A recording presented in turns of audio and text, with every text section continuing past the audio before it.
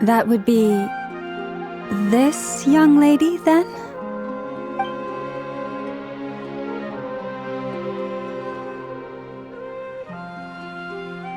Hey there! Sorry to disturb you, but...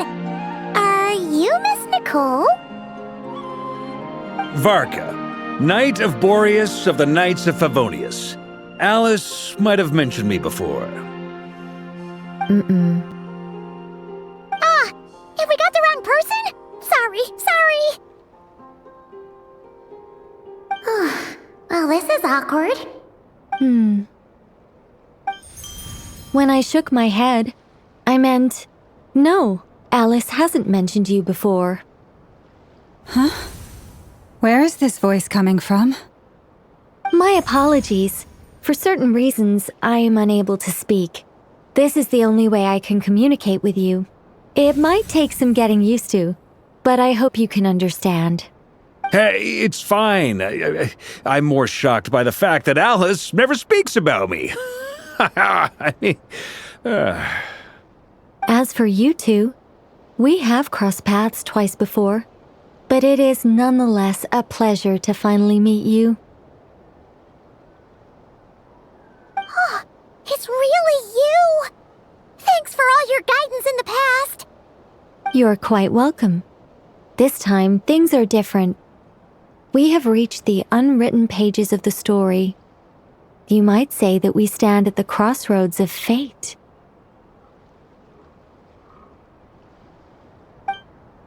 Now then, allow me to formally introduce myself. My name is... No, stop! Alice! I can't believe it! I had a whole speech prepared. I'd agonized over every single word. She always picks the worst moments to ruin other people's plans. I'm so sorry about that. Alice took the liberty of devising some bespoke self-introduction magic for each member of the Hexen Circle. But I could have sworn I deleted all of the triggering conditions for it. How did it bypass everything? Oh gosh, this is so embarrassing. This is a very different side of Nicole than what we're used to. Is she not used to face-to-face interactions? Don't worry about it. We've seen that introduction magic once already, so it wasn't too much of a shock. Please go on, Miss Nicole. We'd love to hear what you have to say, or... well, communicate. Huh? Are they talking to this lady? But... will you all promise to forget that horrendously embarrassing introduction? Sorry? Embarrassing? When?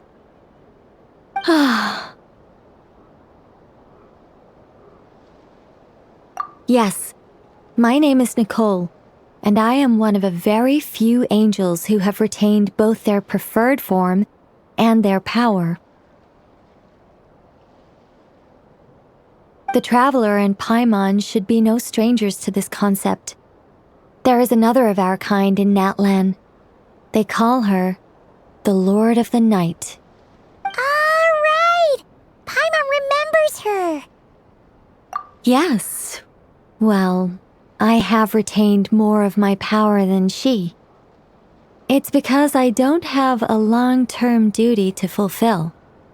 To be more specific, no. We'll be here all day if I get into the specifics. Moving on. If I'm not mistaken, you are here because you wish to learn how one might reach the moon beyond the sky. That's right. Is that something you can give us any guidance on? Yes, I do know a way. It began with the Hyperboreans, who lived after the War of Funerary Flame. Blank looks. Maybe I should start with the background of the war, or maybe not.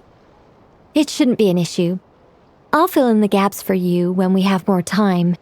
Anyway, after that war ended, the three moons retreated to beyond the false sky.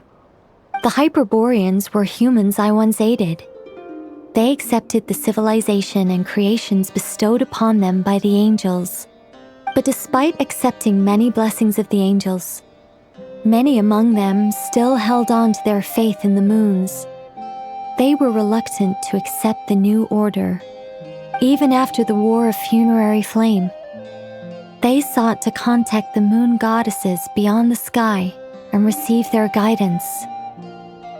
But all three had passed away by that point. This mage has a unique method of communicating. Is she talking about the moons? Yes, but they did not know. And so, still they prayed for the moon goddess's mercy. After building titanic structures that consumed vast amounts of Kuvaki, at last they glimpsed the moons and heard their voices. But of course, they were gravely disappointed, for it was then that they realized the three moon goddesses were dead.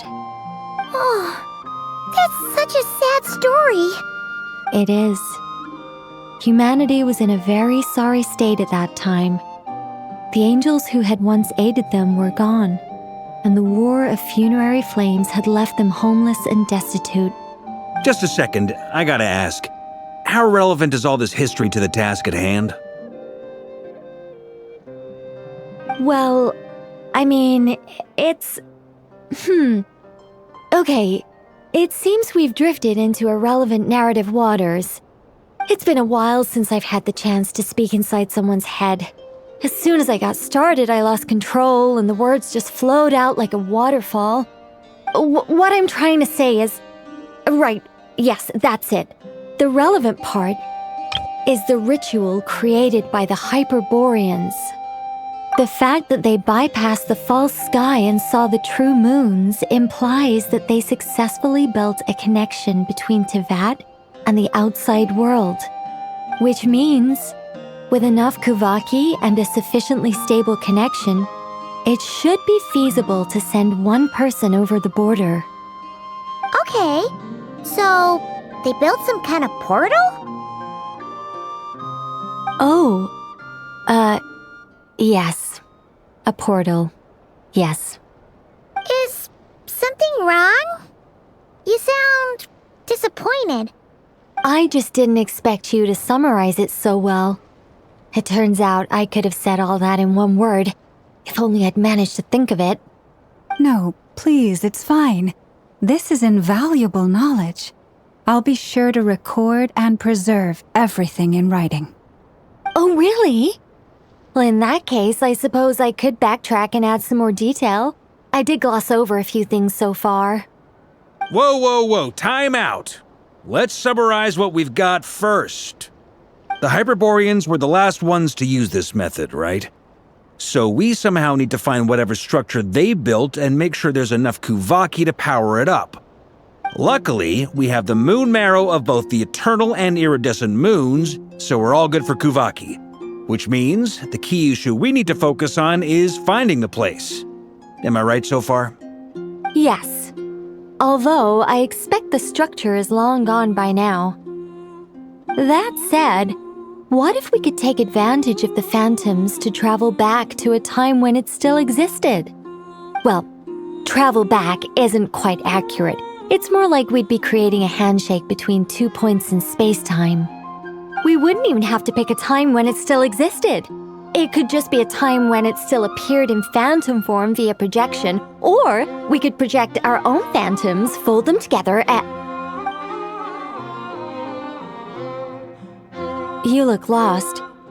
Was that too hard to follow? Yeah, things got a little, technical there. Paimon's brain is reaching capacity. All right. Let me think about how to put this more simply. Okay, got it.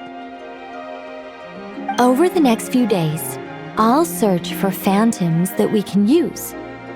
Once I find one that meets the criteria, I'll let you know and we'll regroup. By completing certain rituals, specific individuals will be able to enter the phantom and make it to the Hyperborean structure. If everything checks out and it looks feasible, we'll just need to wait for Moon Prayer Night, and we can send the moon goddess back home. I'm really skimping on the detail here. Is this making any sense at all? I think so. For now, we'll just wait to hear from you. Yes, Basically, yes. Great. Counting on you. In the meantime, we'll focus on finding the moon goddess's name. My name? Are they looking for a way to stop me from disappearing? Excuse me, Miss... Go on, Miss Nicole. This conversation was a little all over the place. I didn't catch your name. I am Lauma, of the Frost Moon Scions. Ah, I did wonder. I noticed that you listened very intently when I spoke about Hyperborea and the moon's history. If you'd be interested, I'd love to visit you this evening and go through it again in greater detail. Also, if you were serious about making a record, it would be too risky to simply write down the raw details as is. I would suggest some tweaks. Maybe rewrite the stories as fairy tales or fables, perhaps even prayers. Anyway, we can cross that bridge when we come to it. So, see you later then? Oh, and no need to prepare anything. Just a cup of tea will do. See ya! She seems friendly. It's just... It's so nice to find someone who's actually willing to listen. I've been dying for a chance to finally go through all this systematically from start to finish. Any longer and I'd probably start forgetting it. Now Paimon gets why Alice told us to mind our heads. Ha ha ha ha! What did I tell you? A lot of quirky people in Alice's orbit.